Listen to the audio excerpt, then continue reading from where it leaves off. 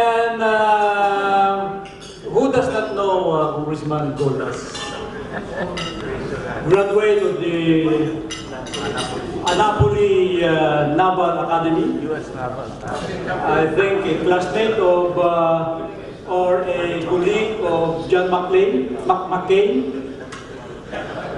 And he has a lot of achievements which is hard to equal. And this issue will make or unmake Congressman Golez in the national scene. That's why it's very important for him to defend his position very well, because his future will be judged by this legislation. So without much ado, you have 15 minutes to defend your future, Congressman Golez.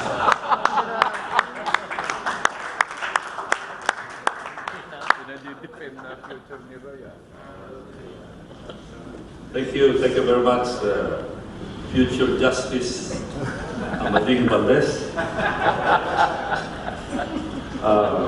Well, with respect to my political future, I've always been against RH for many years. Very vocal against RH. In the last election, I won with 96% of the votes of Parañaque. So I guess that establishes what kind of a future I have with respect to my stand on RH. By the way, when I was invited here, I was expecting to be debating with the principal author himself, Edsel Lagman. But I'm not really disappointed. Congressman Lagman has decided to run away like Mosley. Not ready to rumble. And he would rather debate with Congressman Manny Pacquiao, Congressman Roilo Golez. But of course, we have a better congressman present here. Much better than Congressman Lagman, in the person of Congressman Joey Zubiri.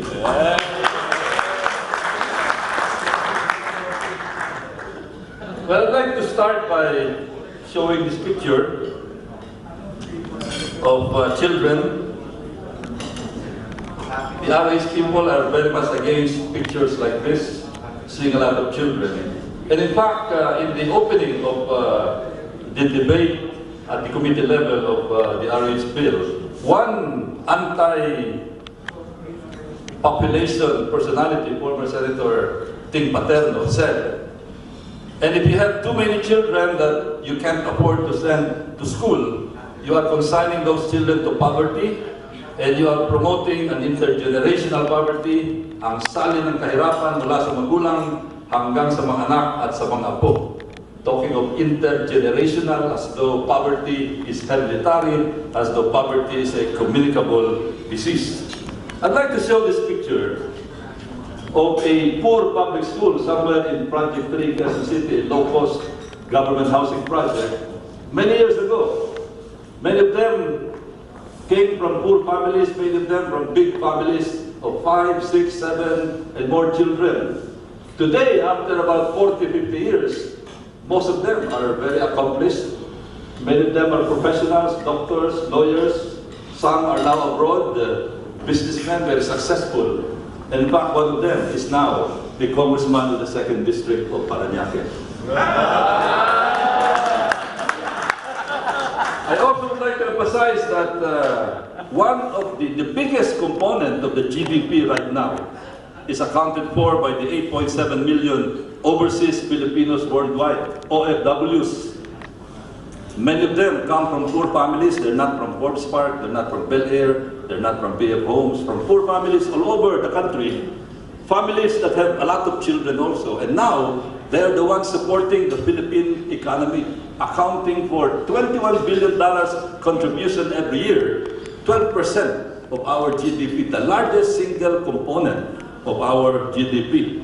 And of course, that is what you call the Philippine diaspora, similar to the Chinese diaspora, the Indian diaspora, the Irish diaspora, the Italian diaspora, the Greek diaspora, the Jewish diaspora, all successful diasporas that contributed so much to the economic growth of their own respective mother countries.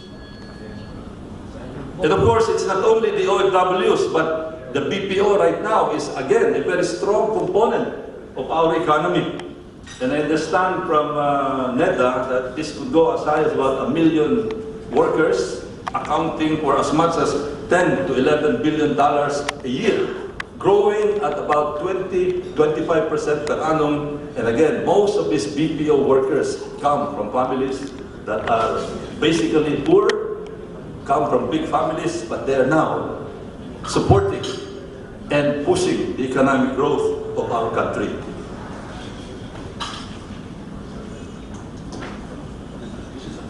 In fact, it is projected, right now India is supposed to be the leader as far as the BPO is concerned, but right now the Philippines is slowly inching towards India. And it is even projected that the Philippines, right now, the Philippines has bested India as far as call centers are concerned. Again, a very major contributor to the Philippine economy. I was talking with NEDA Secretary Cayetano Paderanga Jr. and talking about the Philippine population. In 1992, at the end of his first term as NEDA Secretary, there were only 65 million Filipinos, and the poverty level at that time was 32%. After 19 years, now we have 95 million Filipinos, the poverty level is 26%, and the population increased by 30 million. Of course, a lot of people would say the 30 million people increase because of the poor people, and they keep on blaming the poor people for the so-called spike in the population of the country. But look at the figures.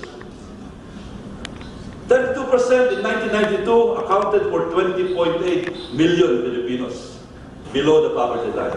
In 2011, that's 24.7 million Filipinos below the poverty line, or an additional 4.1 million Filipinos that are supposed to be poor out of the 30 million Filipino increase in the population.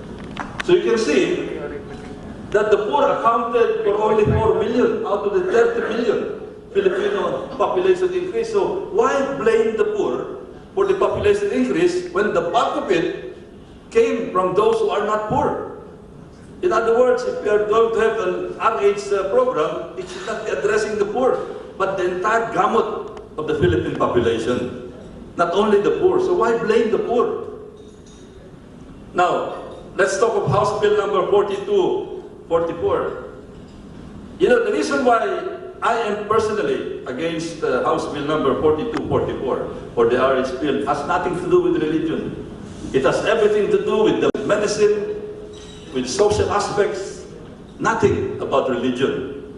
In fact, I've never talked about religion in all my presentations, all my anti-RH speeches all over the country. But let me tell you this, 4244 is not anymore necessary. Why?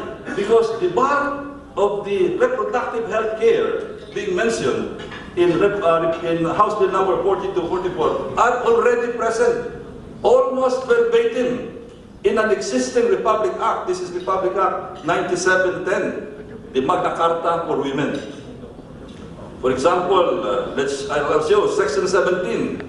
What are the comprehensive health services mentioned in Section 17? Maternal care, promotion of breastfeeding, responsible, ethical, legal, safe, and effective methods of family planning, family-safe collaboration in youth sexuality education, prevention and management of reproductive tract infections, prevention and management of reproductive tract cancers, prevention of abortion and management of pregnancy, violence against women, care of elderly women, prevention and management of infertility and sexual dysfunction, which is not a problem here in the Rotary Club of Manila.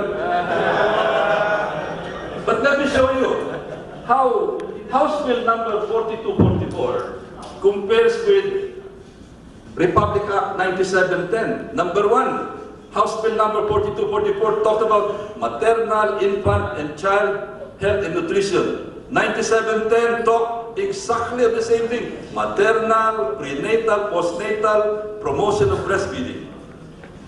House Bill 4244, family planning. Section 97, Republic Act 9710 talked also of family planning. The RH bill talked of proscription of abortion, 9710 talked of prevention of abortion and management of complications. Letter D, RH talked of adolescent and youth reproductive health. 9710 talked of basically the same thing. Letter E, the RH bill talked of prevention and management of reproductive tract infections, HIV. 9710, Republic Act 9710 talked also of prevention and management of reproductive tract infections, including STI, HIV, and AIV. Exactly the same thing, but practically copied from the Republic Act. Elimination of violence against women, 9710 also talked of violence against women. Letter G, education and counseling on sexuality and reproductive health, 9710. The Barakat women talked also of health information and education. RH bill talked of treatment of breast and reproductive tract cancers and other gynecological conditions. Republic Act 9710 talked exactly the same thing. Prevention and management of reproductive tract cancers like breast and cervical cancers. The RH bill talked of male responsibility and participation in reproductive health. The RH bill, the 9710 also talked of, the reproductive health bill talked of treatment of infertility and sexual dysfunction. Republic Act 9710, an already existing law, also talked of prevention and management of infertility and sexual dysfunction pursuant to ethical norms. Letter K, reproductive health education in the RH bill. In the 9710, an existing Republic Act, also talked of sexuality education, etc., etc. So you can see that practically all of these measures that are being proposed under the RH bill are already in an existing law. Republic Act 9710, I think the only difference here is that some people would like to repack something, copy something, in order to say that it's their own idea. When in fact it's already existing. It's no different from a congressman, for example, that will be repacking relief goods coming from the Rotary Club of Manila and then wrapping it and then projecting it as his own.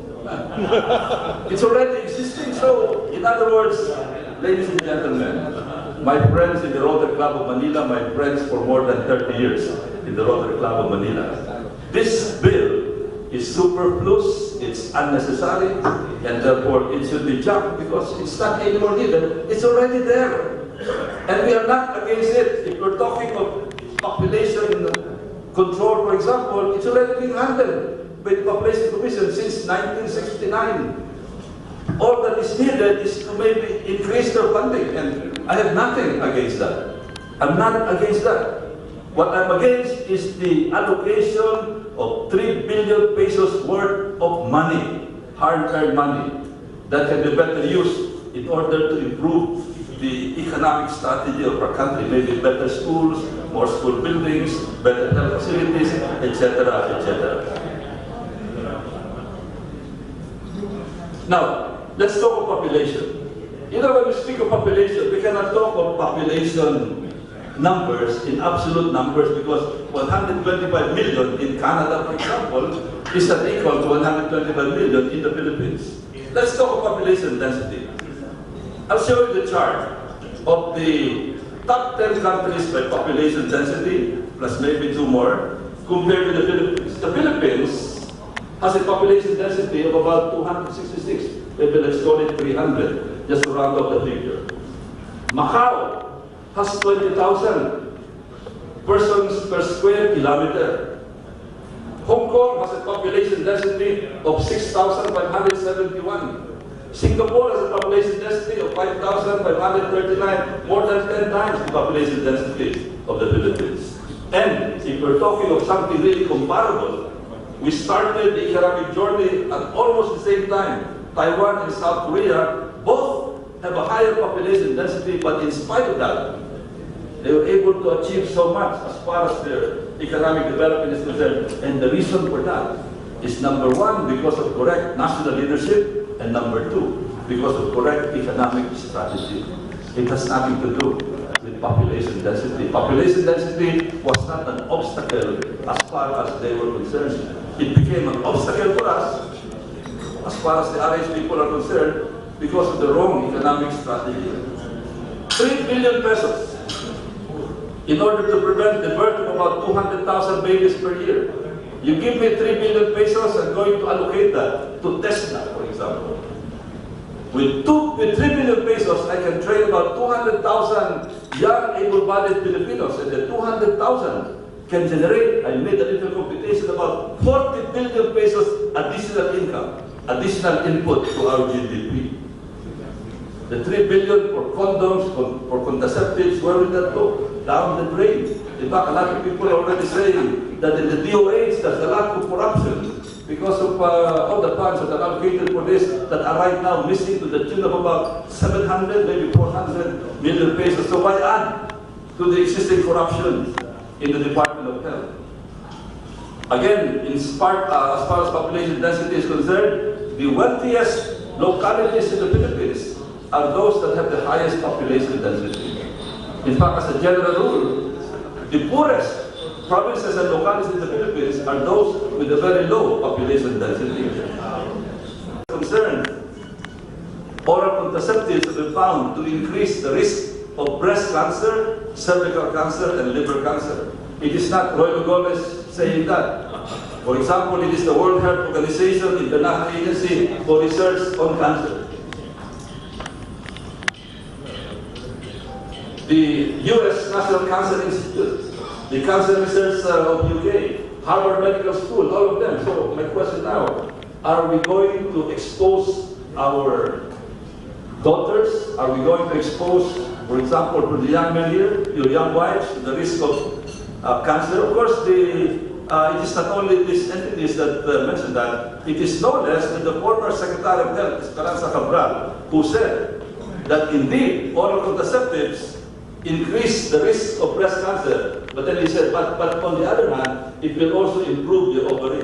My question now is, what do you need a healthy ovary if you have breast cancer? So select the kind of cancer that will kill you.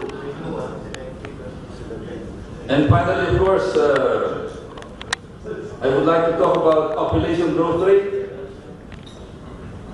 Let me show you, our population growth rate has been going down and down and down, as shown by the NSO figure. As of now, it is 1.95 without RH. In other words, the convergence of so many factors are already contributing to the lowering of our population growth rate. And if we go by province and by region, you will see. In Bicol, for example, the population growth rate is 1.5, Ilocos 1.1, Cagayan Valley 1.13, Mimaropa 1.49, Bicol region 1.2, Western Visayas 1.35, Central Visayas 1.55, Eastern Visayas 1.12. A lot of them, practically all of them, have the population growth rate less than the target population growth rate of the RH people. So where is the problem? The problem lies in the population centers because of migration, because they're going there for work. But ironically for the RH people, it is those high population centers that are growing at a faster rate as far as economic growth is concerned.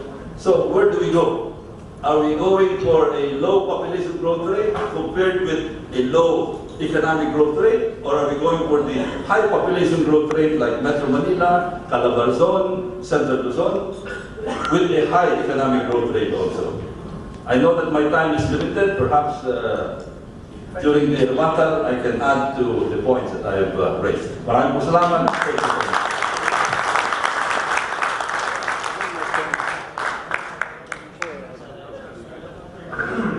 Thank you very much, Congressman Golez. I'm supposed to be neutral. I don't have to agree. Roilo Golez, who has been most kind and actually has been a bit of a mentor to us, the new one. So thank you, sir, for that presentation. Just to make a point, graduating, many of you, I don't mean this in a bad way, of course, remember the 1950s, our golden age, when we were the second richest and the second most progressive country in Asia, next only to Japan. And of course, our population then was much different.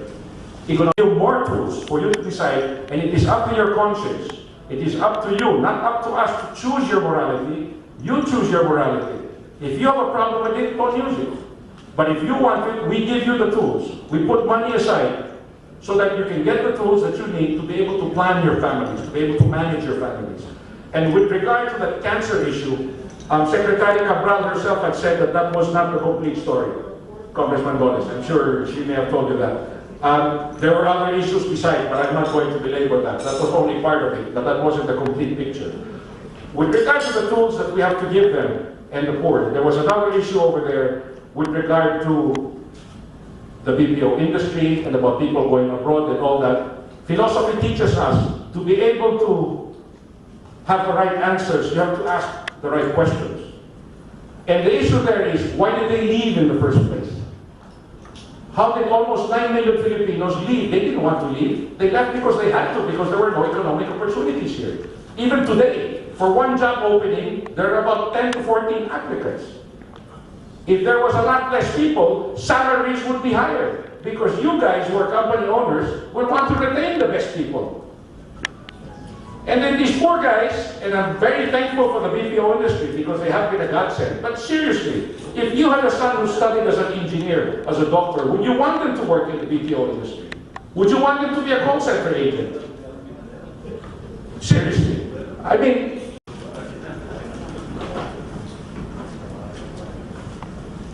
thank you, Dean.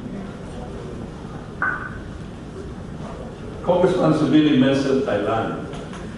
But Congressman Zubiri also didn't mention that one of the reasons why Thailand's economy really shot up was because of the so-called taxonomics. Prime Minister Thaksin implemented the taxonomic strategy where he invested about 1 million baht per village out of the 60,000 villages. Why do I know? Because I talked with him when I was National Security Advisor, and that is the key. One of the reasons why Thailand has prospered so much compared to the Philippines, not to mention the fact that Thailand has a tourism arrival of 15 million tourists. That is quite a big factor. And that must be cramped in when we evaluate why Thailand is progressing so well compared to the Philippines. With respect to the diaspora, we have to remember that this is now a global economy. When a graduate offers himself to the employment community, it is not only the Philippine community, but he must address the entire world. This is now a generation of expats. There are Filipino expats, for example, running companies in Indonesia. Some of them are running financial institutions in Hong Kong. Some of them may be working as factory workers in Taiwan, in Korea. There is nothing wrong with that because we are now in the global economy. Why are we criticizing this when this is the same economic strategy that has helped the Chinese economy, the Indian economy, the Irish economy, the Greek economy? Back in the 1970s, the Greeks adopted an economic strategy where they exported about 20% of their population. And after several years, they benefited so much from this Greek diaspora. And of course, the same with the Italian, the same with the German diaspora, etc., etc. Now, on the 500,000 abortions, I'm not sure about this figure because they've been talking about 500,000 abortions for about 10 years already. If this is correct, that means that 5 million women have had an abortion. Today, ladies and gentlemen, there are only about 20 million childbearing women in the Philippines. If that is the correct figure, that means that 1 out of 4 women in the Philippines today have had an abortion.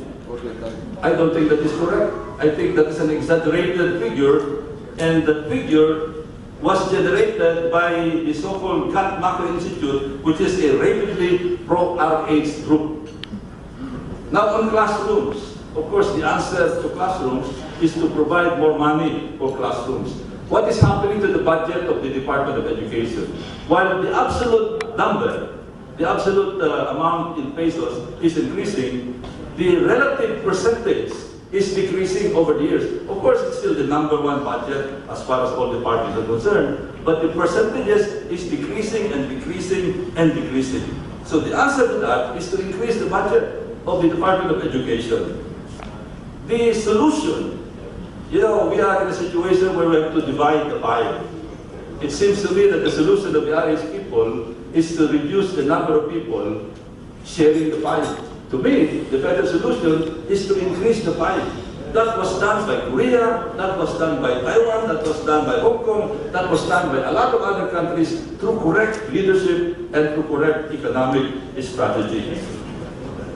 You know, Professor Zubiri said that in the 50s and in the 60s, the Philippines was number 2 in Asia. That is correct. That was also the time when the population growth rate was at its highest. In other words, the population growth rate was not an impediment to economic growth rate, because at that time, it is very possible that we were adopting the correct economic strategy, but then in the 70s and 80s, something wrong happened. We started the economic journey together with Taiwan, with Korea. Those two countries would settle with more encumbrances. They had a higher population density, but in spite of that, they progressed. Why? Because of correct economic strategy. On agriculture, I don't think there's anything wrong if a country, for example, is reducing its agricultural capability. I would like to quote a farmers' party list member, Congressman Montemayor, who said, "Why should you confine the farmers to becoming farmers all their life? We also would like to work in factories." In fact, the best example is Parañaque.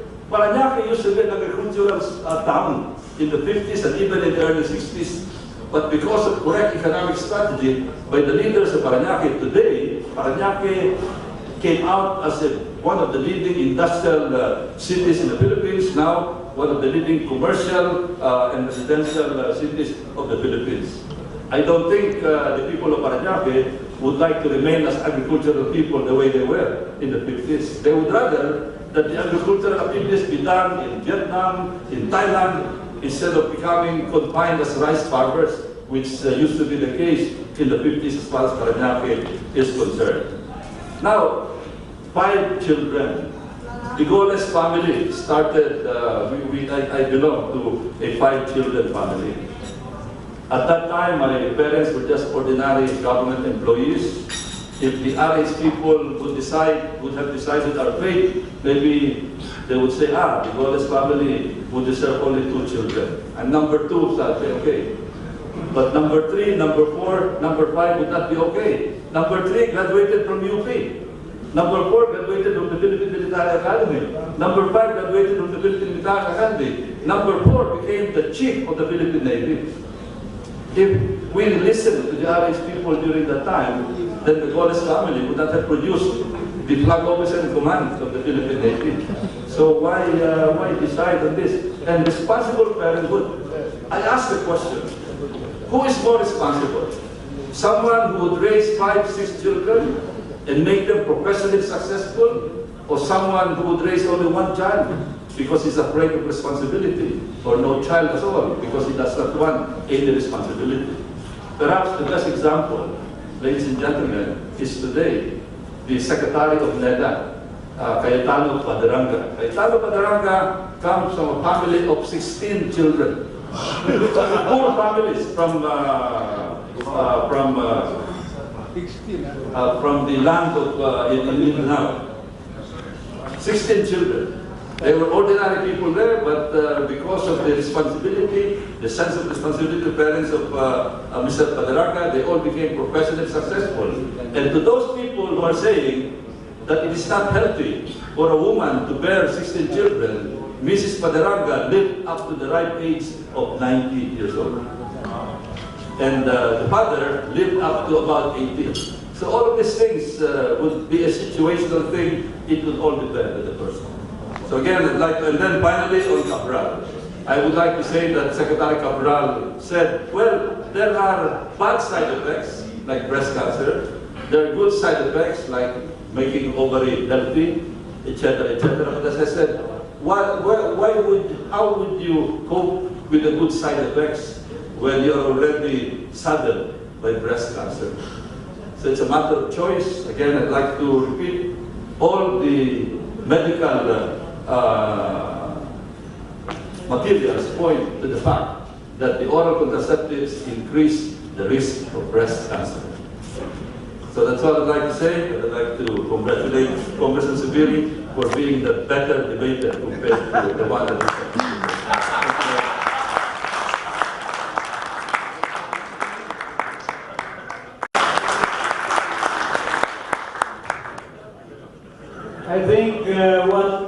Congressman Golez forgot is to credit also his genes. That's why we have this Golez family with a lot of achievements. The genes of the Golezes.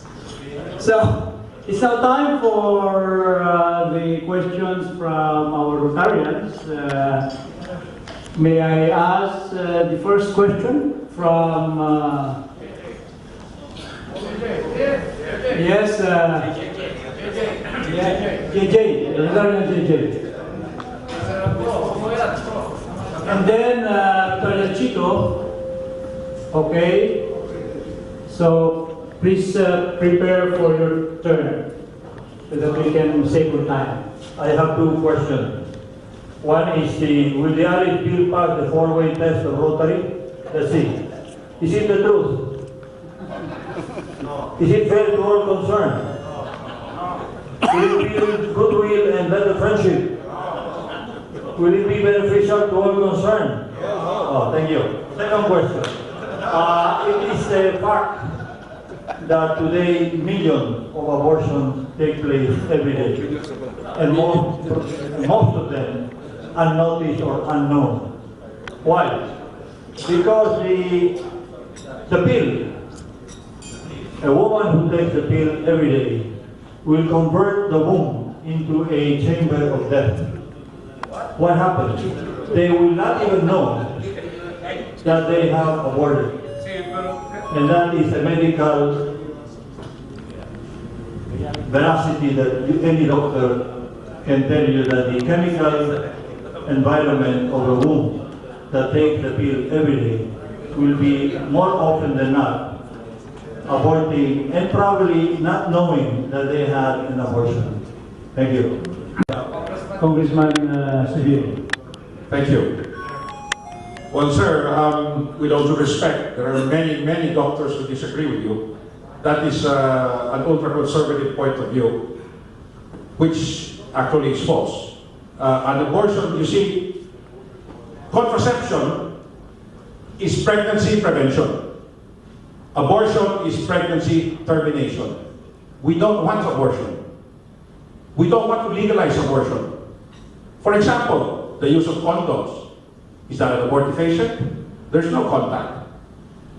There's no fertilization between a sperm cell and an egg cell. With an IUD, the same? It's not.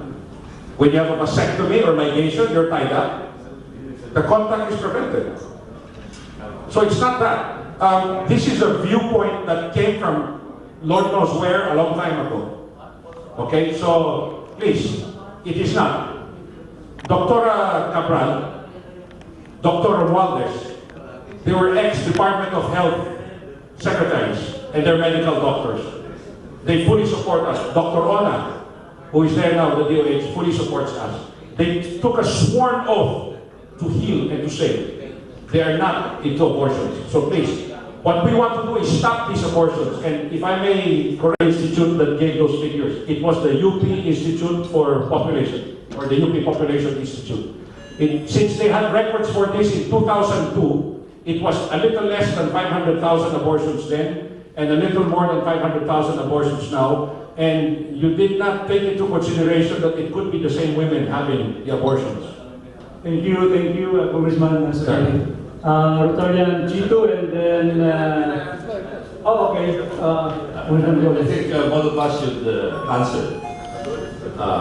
Now, on the question of abortion or being an abortive patient, it will depend on the definition of conception.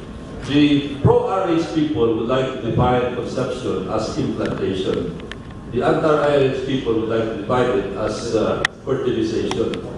In fact, they made the change in 1960, 1965, and the president of the American Gynecological Obstetrical Society later admitted that the reason why they redefined conception to implantation is to be able to justify the use of the IUD.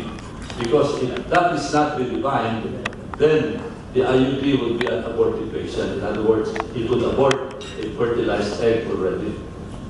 That is, again, a medical issue that will all depend on how you define life. life begins at fertilization according to former Chief Justice R. Pangiliban. Life begins at fertilization according to Father Joaquin Bernas, according to many who attended the Constitutional Commission. According to them, it's already a settled issue. Life begins at fertilization. So whether it's an abortifacient or not would depend on the definition. Our position is that life begins at fertilization. On the matter of condoms, Thailand has one of the most successful condom implementation program. In fact, they have a very high contraceptive prevalence rate, but in spite of that, they are among the highest, if not the highest, as far as AIDS is concerned in Asia, about 600,000. We have one of the lowest contraceptive prevalence rate, but we only have about 8,000 cases in the Philippines. Now, as far as abortion is concerned, pardon me if I mention some countries, I will not mention countries anymore, but in spite of the high contraceptive prevalence rate, abortions continue in other countries. On the abortion figure of 500,000, until now, nobody has explained to me how they were able to count the number of abortions in the Philippines. Nobody, I don't think 500,000 women went up to them and volunteered information, I've had an abortion. All of this is based on survey, based on speculation, based on extrapolation. I do not believe that there is a methodology that is satisfactory and that is dependable insofar as computing the 500,000 is concerned. So again, I repeat my figure, 500,000 times 10 years is about 5 million women who have had an abortion. Even if we count those that aborted maybe twice or 3 times, that's still quite a big number. Hey, thank you, Congressman Golez.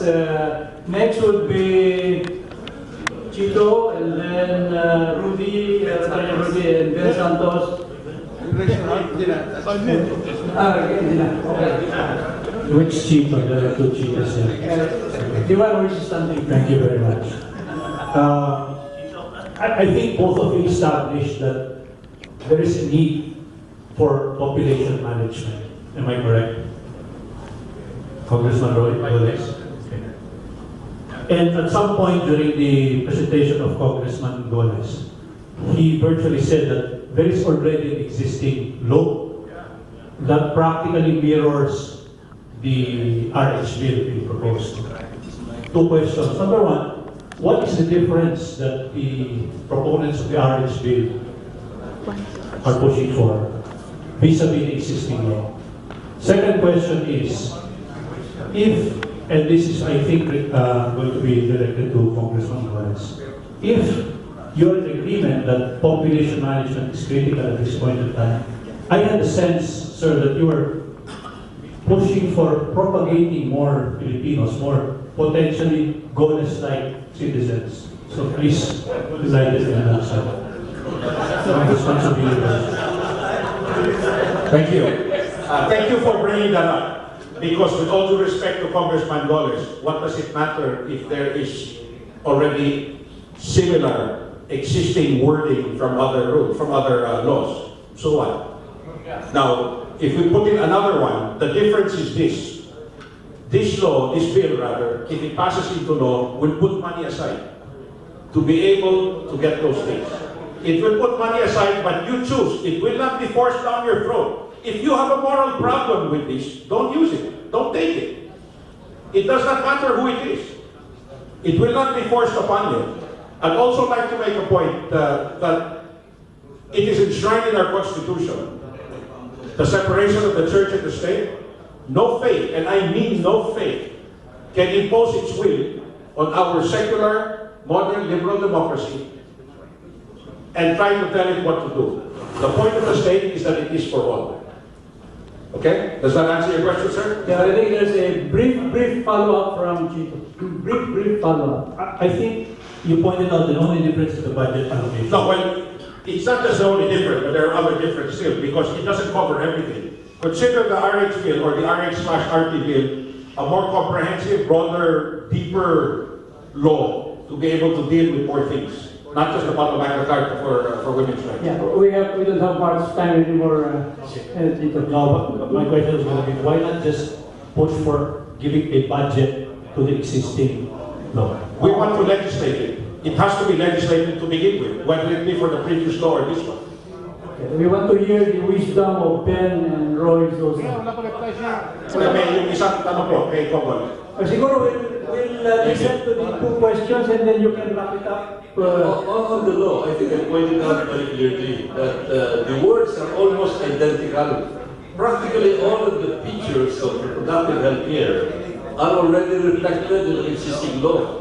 I think the only reason why they want this is to be able to say it is their law. Now, if they want to enhance this, the correct approach is to amend Republic Act 9710. They want to provide more money, then maybe we can discuss the money. Thank you, thank you. The budget is already existing. There is already a population commission that's been doing that. With respect to population, I've always believed in population power. President Medvedev of Russia, in his November State of Russia speech, already recognized that they're losing because of the reduction in the population. So today, what is Russia doing? President Medvedev is offering incentives, not just ordinary incentives, but even free land for families that can produce 3 or more babies. Korea, which is now experiencing the demographic winter, has allocated $67 billion in order to increase their population growth rate. Maybe a lot of people will be happy.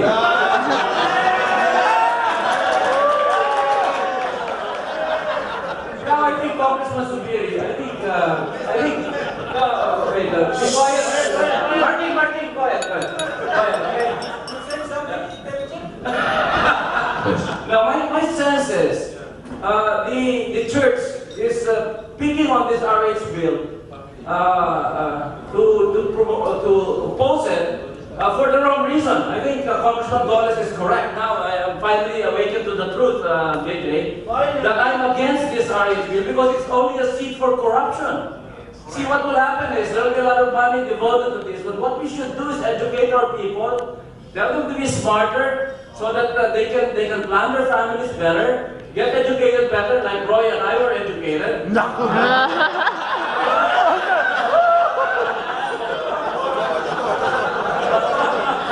then knocked off, and that sometimes.